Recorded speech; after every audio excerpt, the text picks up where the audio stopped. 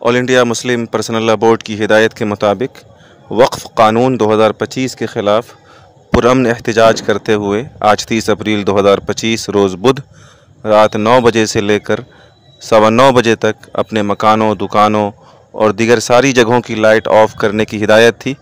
आप देख सकते हैं कि इस वक्त हम लोग मदरसा फ़लाहुल मुस्लिमीन दारुल क़ज़ा इमारत शरिया के दफ़्तर की छत पर मौजूद हैं और मदरसे का ये पूरा इलाक़ा, गोआपुखर, भवारा का ये पूरा हल्का बत्ती गुल करके अपना ख़ामोश एहतजाज दर्ज कर रहा है। एहतजाज का एक राइज तरीक़ा है कि थोड़ी देर के लिए रोशनी बुझा दी जाए।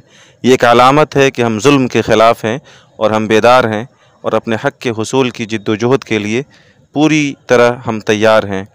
बोर्ड की हिदायत के मुताबिक इस काम को पूरे एहतमाम के साथ पूरा इलाक़ा और तमाम मुसलमान अंजाम दे रहे हैं।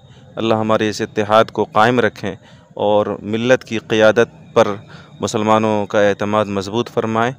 इंशाअल्लाह यह एहतजाज और एहतजाज की ये मुख्तलिफ़ शक्लें और एहतजाज का ये सिलसिला चलता रहेगा और उस वक्त तक नहीं थमेगा जब तक ये काला क़ानून वापस न ले लिया जाए इंशाअल्लाह।